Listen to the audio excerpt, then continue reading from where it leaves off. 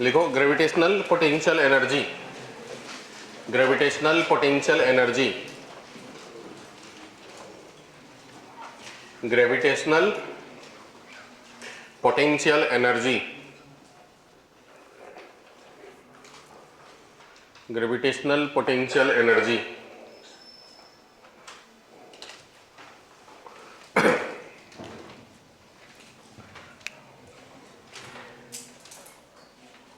Gravitational potential energy को you से denote करते हैं।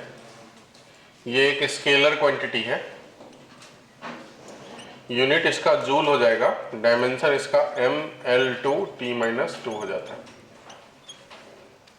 कोई भी ऑब्जेक्ट का मास m है और दूसरा ऑब्जेक्ट का मास स्मॉल m हो और इसके बीच का डिस्टेंस r हो, तो पहले तो बात यह है कि ग्रेविटेशनल पोटेंशियल एनर्जी के बारे में आप समझिए कि कोई भी पोटेंशियल एनर्जी एग्जैक्ट निकाल पाना पॉसिबल अभी तक नहीं है। अभी तक जो हम कैलकुलेट करते हैं वो डिफरेंस ऑफ पोटेंशियल कैलकुलेट करते हैं। आपने वर्क पावर में पढ़े हैं sir?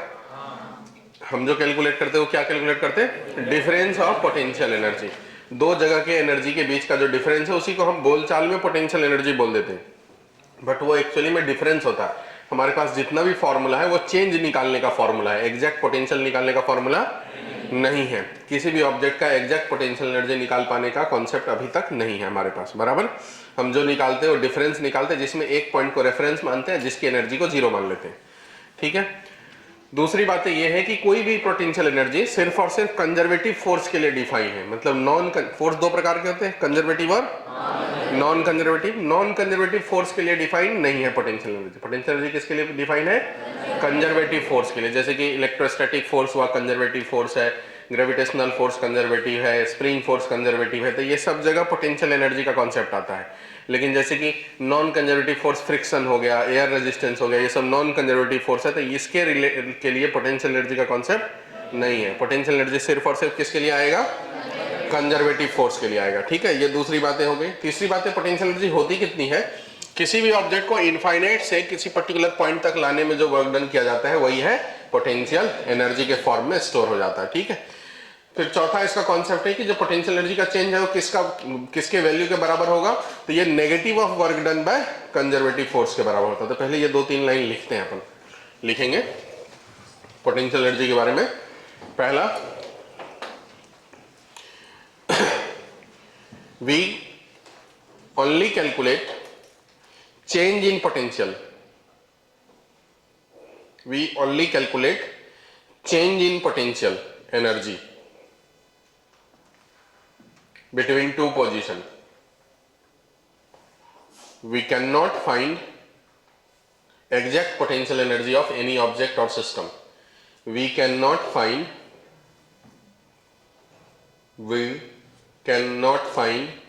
exact potential energy of object or system. तीसरा point, potential energy is defined only for conservative force, is defined only for conservative force. Potential energy is defined only for conservative force, only for conservative force. तीसरा, next point, चौथा point, potential energy is equal to the negative of work done by conservative force. Potential energy is equal to the negative of work done by conservative force, negative of work done by conservative force. चौथा point, potential energy is equal to the work done required, potential energy is equal to the work done required to bring an object from infinity, work done required to bring an object from infinity to particular point in gravitational field. मतलब infinite से particle को यहां लाने में जो work करना पड़ा external agent के द्वारा, वही पोटेंशियल एनर्जी होता है। और जब ये सब निकालते हैं तो उसका फॉर्मूला आता है -G(m1)(m2) बाय दोनों के बीच का डिस्टेंस r। अभी लिखना मत, मैं एक दो कॉन्सेप्ट बताता हूं। पोटेंशियल एनर्जी ये दो ऑब्जेक्ट के लिए, अगर तीन ऑब्जेक्ट आ जाए, ये फर्स्ट केस, सेकेंड केस, मान लो ये कोई भी शेप का ट्रायंगल है जिसके तीनों कॉर्नर पे तीन मास रखा हुआ, m1 m2 m3। ये डिस्टेंस को मैं r1 कहता हूँ, इसको मैं r2 कहता हूँ, इसको मैं r3 कहता हूँ। इसके लिए पोटेंशियल एनर्जी बोला सिस्टम का बताओ। तो फॉर्मूला जो हमारे पास पोटेंशियल एनर्जी निकालने का, उसमें दो ही मास है, मतलब एक बार में दो मास का हम सिस्टम बनाएंगे। तो बताओ तीन आदमी मिलकर के कितने पेयर बना सकते हैं? तीन बना सकते हैं। कैसा? पहला दूसरा, फिर पहला तीसरा, फिर दूसरा तीसरा, ऐसे तीन पेयर बनेंगे। आपको नंबर ऑफ पेयर अगर अपने आप को चेक करना हो तो इस फॉर्मूला से आप चेक कर सकते हैं। Number of pair equal to the n into n minus 1/2। इससे आप नंबर ऑफ पेयर चेक कर सकते हैं। तो देखो 3 इंटू 3 माइनस 1 2/2, तो 3 हो जाएंगे। तो ऐसा, तो पहला दूसरा मतलब 1 और 2, उसके लिए फॉर्मूला -G(m1 m2) बाय उसके बीच का डिस्टेंस r1। फिर दूसरा, पहला और तीसरा, उसके लिए -G(m1 m3) बाय उसके बीच का डिस्टेंस r3। फिर दूसरा तीसरा, तो -G(m2 m3) बाय उसके बीच का डिस्टेंस r2। ये हो गया पोटेंशियल एनर्जी निकालने का कॉन्सेप्ट। एक बार में दो का निकालेंगे। अगर इसी तरीके से चार ऑब्जेक्ट हो जाएगा साथ में, मान लो एक स्क्वायर है जिसका साइड का लेंथ ए है, इसके सभी जगह पे इक्वल मास रख दिया मैंने, इक्वल मास रख दिया। तो मैंने बताया कि इसका पोटेंशियल एनर्जी बताओ। तो पोटेंशियल एनर्जी ऑफ सिस्टम बताओ कितने पेयर बनेंगे इसमें? 6 पेयर बनेंगे। 4 इंटू 3 12/2 बराबर 6 पेयर बनेंगे। कौन कौन सा? पहले इसका नामकरण कर देता हूँ 1 2 3 4। मान लो ये 1 है, इसका नाम 2 दे देता हूँ, 3 4। पहला दूसरा, फिर पहला तीसरा, फिर पहला चौथा, फिर दूसरा तीसरा, फिर दूसरा चौथा, फिर तीसरा चौथा, टोटल 6 हो जाएंगे। ठीक है, पेयर ऐसे बनेंगे। 1 का पहले सबके साथ बना देंगे, फिर 2 का सबके साथ, फिर 3 का सबके साथ, जितना पेयर बन सकता आराम से बना देंगे आप। 1 2 लिखेंगे, देखो 1 और 2, तो -G(m इंटू m) m²/a। ठीक है, 1 3 लिखेंगे तो ये दोनों डायगोनल लिखना पड़ेगा, फिर -Gm²/√2a। फिर 1 4 लिखेंगे तो ये वाला डिस्टेंस -Gm²/a 1। फिर 2 3 ये वाला डिस्टेंस -Gm²/a। फिर 2 4 ये वाला डायगोनल -Gm²/√2a। फिर 3 4 तो ये वाला डिस्टेंस -Gm²/a। अब इसको सॉल्व करके टोटल जितना भी है वो हो गया आंसर। इसी तरीके से 5 ऑब्जेक्ट 6 ऑब्जेक्ट 7 ऑब्जेक्ट वाला सिस्टम भी हो सकता है। तो बना पाओगे क्या? हाँ कि नहीं? इसमें कोई रॉकेट साइंस? चलिए लिखें इतनी बातें।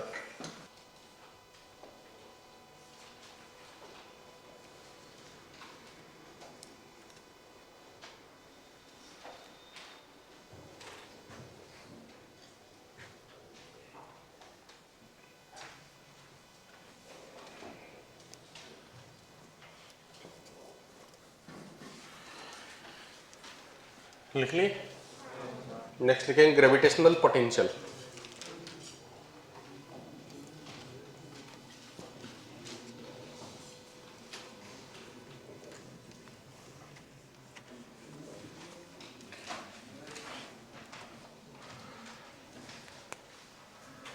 ग्रेविटेशनल पोटेंशियल,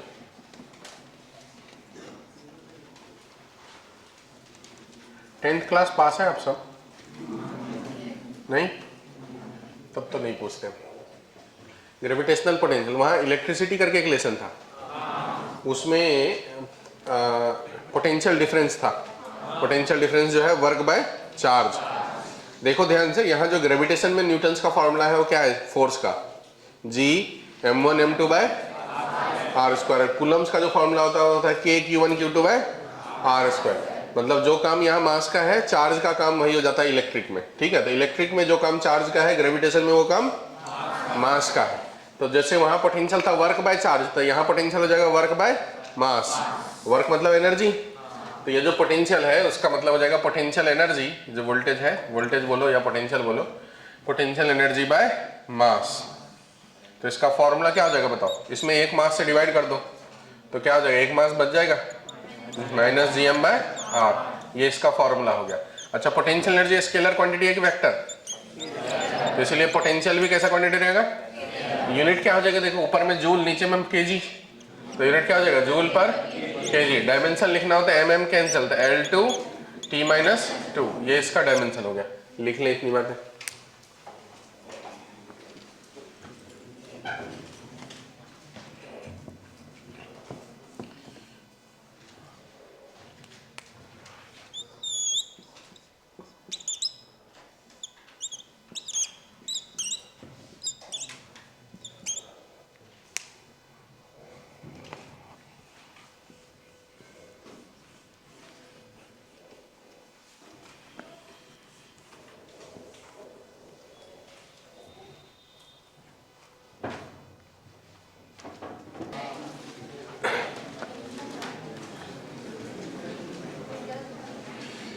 रुक जाओ,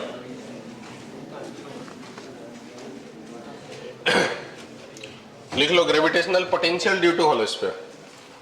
वहीं पर उस जहां पर फील्ड निकल गया था वहीं लिखो potential due to hollow sphere, potential due to hollow sphere.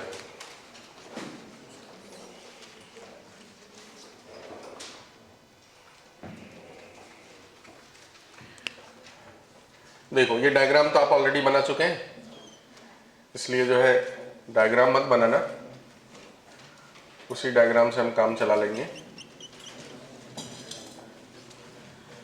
यहाँ से ये z डिस्टेंस था, यहाँ जो छोटा पोटेंशियल लिखेंगे वो लिखेंगे G into minus G into DM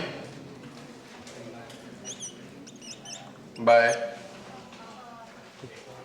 Z distance. ठीक है, बराबर G into DM by Z। और M को हमने लिखे थे कितना बताओ? m/2 sine theta D theta by ये हो गया 2 ये Z। और देखो साइन थीटा डी थीटा का हो गया था Z dZ हुआ था, तो जो V हो जाएगा वो integration of minus Gm/2 Z, और ये हो गया Z dZ। फिर Z और Z कैंसल, तो ये हो जाएगा माइनस Gm/2 बाहर ले लेंगे, इंटीग्रेशन ऑफ dZ, बराबर।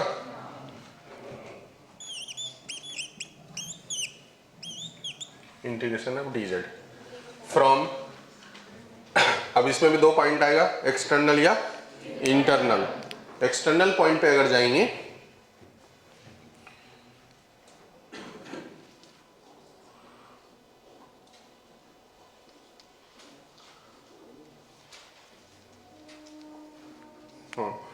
एक्सटर्नल पॉइंट पे जाएंगे तो आउटसाइड वाले पॉइंट पे जो लिमिट होती है वो हो जाती है कितनी बताओ? लिमिट याद है आपको? देखो पेज पलट रहे, R minus R2 R plus R, ये एक्सटर्नल पॉइंट पे लिमिट हो जाएगी। यहाँ पर एक चीज छूट गया, हाँ वही तो छूट रहा है, Z dZ by small r into, वही छूट रहा था, हाँ बराबर, small r into capital R। ठीक है, अब आउटसाइड पॉइंट के लिए अगर निकालेंगे तो इतना लिमिट होता है, और इनसाइड पॉइंट के लिए निकालेंगे, पहले आउटसाइड के लिए निकाल लेता हूँ मैं। V equal to minus Gm/2 R into R, dZ का इंटीग्रेशन Z हो जाएगा, Z की जगह एक बार रखना है फ्रॉम R माइनस R, एक बार रखना है R प्लस R, तो minus Gm/2 R into R, R plus R minus R plus R. यहाँ से देखोगे आर आर कैंसिल हो जाएंगे और ये हो जाएगा 2r, और 2r और 2 और कैपिटल आर भी कैंसिल। तो ये फॉर्मूला क्या हो गया, minus G M by R. ये आउटसाइड पॉइंट पे पोटेंशियल हो गया। अब अगर इनसाइड पॉइंट पे निकालना है तो इनसाइड का लिमिट क्या होता है बताओ, capital R minus small R to capital R plus small R. तो इनसाइड पॉइंट पे minus G M by 2 R into R, Z के जगह R plus R minus R plus R, ऐसा। यहाँ से आर और आर कैंसिल, तो कितना हो जाएगा 2 स्मॉल आर। तो ये हो जाएगा minus G M by capital R inside point पे। इनसाइड पॉइंट पे कहीं पर भी है, स्मॉल आर नहीं है इसमें, तो ये कांस्टेंट हो गया हर जगह, कांस्टेंट एट ऑल पॉइंट। तो मैं अब चीज़ों को समराइज कर देता हूँ, इतना पूरा डेरिवेशंस को एक साथ समराइज कर देता हूँ। समराइज ऐसा है कि ये मान लो हॉलो स्फीयर के बाहर के पॉइंट पे अगर दिखाएंगे, बाहर मतलब जब r ग्रेटर देन r हो, तो फील्ड का फॉर्मूला क्या आया था, minus G M by plus G M by R square बराबर। और पोटेंशियल का फॉर्मूला क्या आया बाहर में, minus G M by small R बराबर। अगर आप ऑन सरफेस आ जाएंगे, सरफेस मतलब स्मॉल आर और कैपिटल आर जब बराबर हो जाएंगे तो सरफेस का पॉइंट हो जाएगा। तो इसे यहाँ पर स्मॉल आर की जगह कैपिटल आर आ जाएगी, यहाँ पर भी स्मॉल आर की जगह क्या हो जाएगा, कैपिटल आर। तो ये हो जाएगा E equal to G M by capital R square, और voltage equal to minus G M by capital R. ये हो गया सरफेस पे। और जब हम इनसाइड के पॉइंट पे जाएंगे, इनसाइड के पॉइंट पे ई क्या निकाले थे बताओ, 0 कल ही तो निकाले थे। इनसाइड पॉइंट पे ई की वैल्यू कितनी थी, 0। और अभी पोटेंशियल निकाले इनसाइड पॉइंट पे, कितना आया, minus G M by R. देखो ये वही है जो सरफेस पे सेम है ना, इसलिए बोलेंगे कांस्टेंट एट ऑल पॉइंट, हर जगह constant at all inside point. Inside के सभी पॉइंट पे क्या रहेगा, कांस्टेंट। और कितना रहेगा, as on surface, as on, जितनी वैल्यू सरफेस पे उतनी ही वैल्यू रहेगी। अब अगर मैं ग्राफ बनाऊं इसका, तो देखो फील्ड का ग्राफ बनाता हूं। जब तक कि अपन सरफेस पे नहीं पहुंच जाते तब तक फील्ड 0, सरफेस पे जैसे ही पहुंचे तो अचानक से फील्ड कितना हो गया, जी एम बाय आर, ये फील्ड वर्सेस आर, और फिर inversely proportional to R square, ऐसा। आउटसाइड में ई इनवर्सली प्रोपोर्शनल टू, जैसे जैसे बढ़ेगा आर वैसे वैसे ई की वैल्यू क्या होती जाएगी, कम होती जाएगी। इसे बोलते हैं हाइपरबोलिक ग्राफ। क्या बोलते हैं इसे, या आउटसाइड पॉइंट पे। और इनसाइड में क्या था, ई की वैल्यू 0, कुछ भी बोलते हैं, ई की वैल्यू 0, ठीक है। इनसाइड में ई है नहीं, ई की वैल्यू 0, और आउटसाइड में ई की value inversely proportional to R square. अब वोल्टेज का ग्राफ बनाते हैं, V वर्सेस R। तो जब तक कि अपन सरफेस पे नहीं पहुंच जाते तब तक V नेगेटिव में कांस्टेंट है, minus G M by capital R. और जैसे उससे आगे जाएंगे तो माइनस साइन को छोड़ दो, तो R जैसे जैसे बढ़ेगा वैसे वैसे न्यूमेरिकल डेटा छोटा होता जाएगा। अब उसमें लगा हुआ माइनस साइन, इसका मतलब वैल्यू बड़ी होती जाएगी। -2 और -3 में बड़ा कौन है, न्यूमेरिकली 2 छोटा है, 3 बड़ा है, बट एक्चुअली में माइनस साइन के साथ कंसिडर करेंगे तो -2 बड़ा हो जाएगा, -3 छोटा हो जाएगा। जैसे जैसे आर बढ़ाएंगे वैसे वैसे न्यूमेरिकल मैग्नीट्यूड वाला डेटा छोटा होता जाएगा, तो ये ऊपर की तरफ शिफ्ट होगा, मतलब ये ग्राफ ऐसा, ठीक है। इस तरीके से हुआ पोटेंशियल का ग्राफ। तो बाद में आपको उतना जो डेटा है वहाँ वो और ये दोनों ग्राफ, इतना आपके काम का है, बाकी सब तो डेरिवेशन है, लिख लो आप।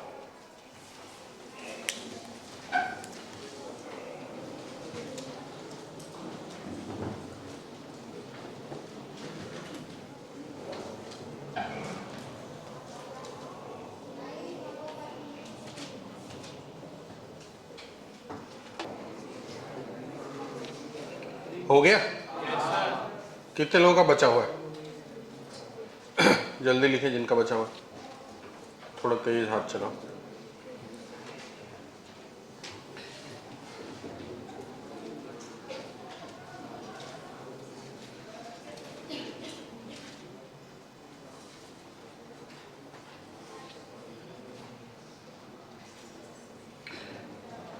फिर लिखो gravitational field and potential due to, हाँ अगला topic gravitational field and potential. अब आगे लिख लीजिए, इतना जगह में हो नहीं पाएगा, जो जगह बच गया उसमें शायद हो नहीं पाएगा। जहाँ पोटेंशियल एनर्जी वगैरह लिखे थे ना थोड़ा आगे चल करके, उसके आगे लिखिए क्योंकि अब ये कंटिन्यूशन में चलेगा। अभी जो स्पेस छुड़वाए थे उस स्पेस में अब इतनी जगह होगी नहीं कि आप ये पूरा डेरिवेशंस कर पाओगे, तो इसलिए आप नए जहाँ पर आखिरी में जो जहाँ पर ग्रेविटेशनल पोटेंशियल एनर्जी पढ़े थे उससे आगे लेना। अब ये कंटिन्यूशन में चलेगा, ठीक है। लिखो gravitational field and potential due to gravitational field and potential due to solid sphere, due to solid sphere. तो सॉलिड स्फीयर का जो शॉर्ट में फॉर्मूला होता है पहले वो लिख देता हूं, फिर डेरिवेशंस करता हूं मैं। अगर सॉलिड स्फीयर हो जिसका मास m हो, रेडियस r हो, ये आउटसाइड और सरफेस वाला पॉइंट सेम होता है।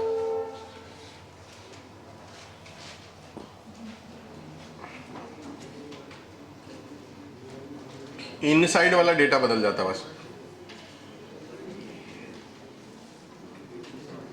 इनसाइड पॉइंट में E जीरो होने के बजाय होता है GM by capital R cube into small r। Small r यहां से लेके यहां तक का दूरी। और पोटेंशियल इनसाइड पॉइंट पे होता है minus GM by 3r cube 2r cube 3r square minus r square. ये होता है इनसाइड पॉइंट का पोटेंशियल। तो अगर हम इससे अभी लिखना मत, रुक जाओ। अगर हम एट सेंटर चले जाएं, मतलब r की जगह 0 रख दें, तो E की वैल्यू 0 हो जाएगी और V की वैल्यू यहाँ पर r की जगह 0 रख देंगे तो ये 3/2 r स्क्वायर और r क्यूब कैंसिल हो जाएगा, तो ये हो जाएगा माइनस 3/2 GM/r। तो जिसके ग्राफ होते हैं वो देखो ऐसा था, पहले इनसाइड में फील्ड 0 थी, अभी फील्ड 0 नहीं होकर के इनसाइड में से डायरेक्टली प्रोपोर्शनल टू r होगा। इनसाइड पॉइंट पे E proportional to straight line, directly proportional to r। और जो पोटेंशियल है वो यहाँ कांस्टेंट नहीं होकर के ये माइनस GM/r है, तो उससे थोड़ा और नीचे चला जाएंगे तो माइनस 3GM/2r मिलेगा। ग्राफ ऐसे हो जाता है, ठीक है। इतनी बातें आप पहले फटाक से लिख लो, फिर प्रूफ पे जाएंगे हम।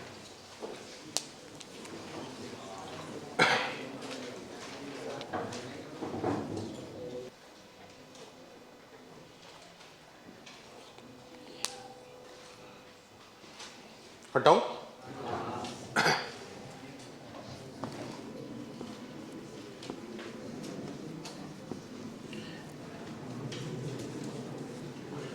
अब देखो आउटसाइड पॉइंट के लिए प्रूफ करता हूं मैं पहले।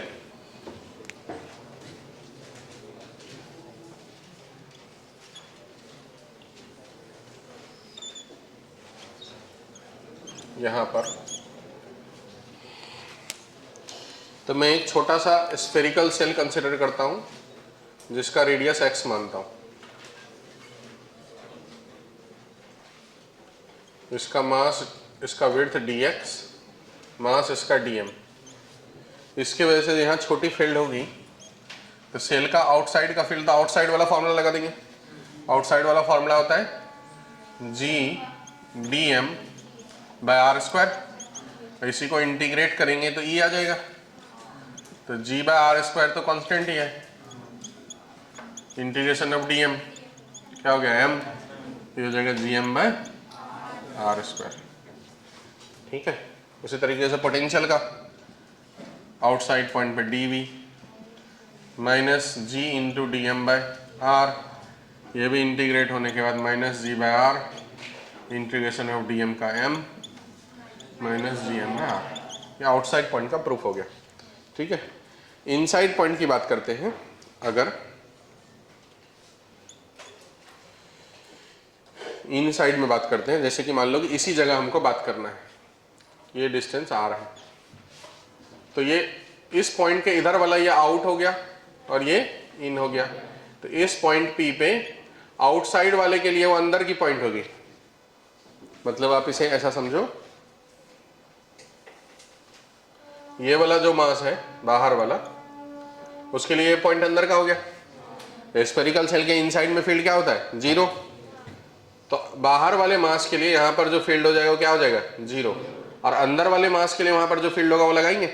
अंदर वाला मास बोले तो इतना ही मास, इसके अंदर जितनी मास है उतनी मास, तो वो mass m dash equal to हो जाएगा total mass by total volume 4/3 pi capital R cube into 4/3 pi small r cube. ये कैंसिल हो जाएगा, तो हो जाएगा m by capital R cube into small r cube.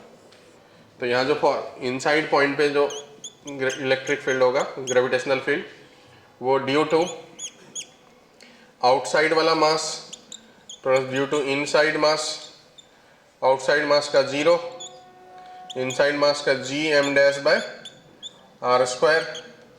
अब m डैश की जगह ये डेटा रख देते, m डैश की जगह ये डेटा रखेंगे तो g by r square m by capital R cube into small r cube. तो यहाँ से r स्क्वायर और r क्यूब कैंसिल हो गया, तो क्या आ गया?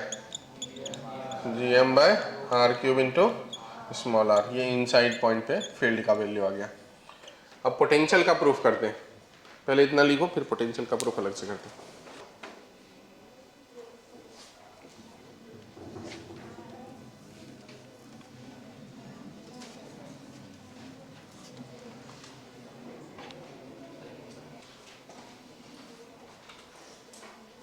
बोलो, देखो अब यहाँ पर फील्ड निकालना है हमको, तो ये जो पोटेंशियल निकालना है, पोटेंशियल स्केलर क्वांटिटी होता है कि वेक्टर? स्केलर होता है, तो ये तो सीधा सीधा ऐड करना पड़ेगा ना। तो अब देखो आप ध्यान से, इस जगह में पोटेंशियल 2 की वजह से होगा, एक ये वाली मास की वजह से और एक ये वाली मास की वजह से होगा ना। तो जो पोटेंशियल होगा वो due to inside mass plus potential due to outside mass. Inside mass का जो पोटेंशियल होगा वो हो जाएगा, इस इनसाइड मास के लिए वो पॉइंट आउटसाइड है, हाँ कि नहीं? तो उसके लिए फॉर्मूला सीधा सीधा हो जाता है माइनस जी एम, बोले तो m डैश बाय r, ये हो जाता फॉर्मूला। तो वही रख देंगे, माइनस जी बाय r और m डैश की जगह m by r cube into r square. ठीक है, r क्यूब यहाँ पर, तो यहाँ से एक r कैंसिल हो जाएगा, तो ये कितना हो गया? Minus G M by r cube into r square. ये इनसाइड वाला हुआ। अब आउटसाइड वाला निकालते हैं, आउटसाइड मास की वजह से। आउटसाइड मास वाला डायग्राम मैं अलग से बनाता हूँ। देखो, ये सेंटर से यहाँ पर हम निकाल रहे थे, तब मास ये पूरा है, इस मास की वजह से हमको निकालना है, इस मास की वजह से इस जगह में निकालना, जो कि r दूरी पे। ठीक है, तो मैं करता हूँ एक x रेडियस का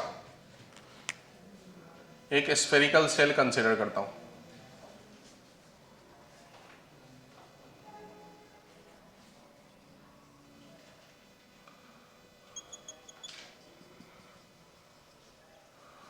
ये जो सेल कंसीडर किया, इसका मास छोटा m कितना होगा? ये वॉल्यूमेट्रिक चीज है, तो mass total m bye total volume 4/3 पाई r क्यूब इंटू सिर्फ इतनी पार्ट की वॉल्यूम, इतनी पार्ट की वॉल्यूम। तो एरिया इंटू थिकनेस, इसके थिकनेस को dx कह देता हूँ, और इसका एरिया, स्फेरिकल सेल हो गया ये, स्फेरिकल सेल का एरिया कितना होता है? 4 पाई r स्क्वायर। तो रेडियस x माना तो 4 पाई x square into D x. ये उसका मैंने मास लिख दिया। यहाँ से देखो 4 पाई 3 ऊपर चला गया, 3m by r cube into X square D X बराबर। ये उस सेल का मास हुआ। उस सेल के वजह से जो यहाँ पोटेंशियल होगा, सिर्फ इस सेल के वजह से, तो सेल का ये इनसाइड पॉइंट है, हाँ या ना? स्फेरिकल सेल के इनसाइड पॉइंट पोटेंशियल कितना होता है? अभी तो करे थे, स्फेरिकल सेल के इनसाइड पॉइंट ऑफ पोटेंशियल वही होता है जो सरफेस पे होता है, वही होता है जो, बराबर है ना।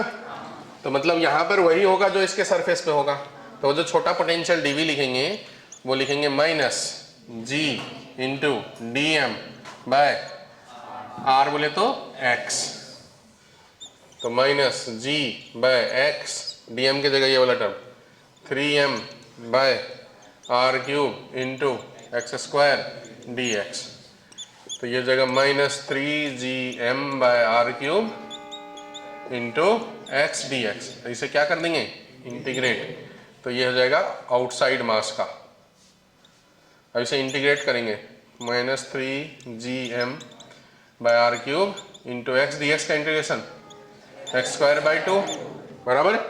बोलो x की कम से कम वैल्यू कितनी लेंगे, r, और ज़्यादा से ज़्यादा वैल्यू कैपिटल R, हाँ, तो स्मॉल r से कैपिटल R। तो जो पोटेंशियल हो गया वो कितना हो गया, minus 3gm by R cube into by 2, यहाँ ले लेता हूँ R square minus R square, बराबर।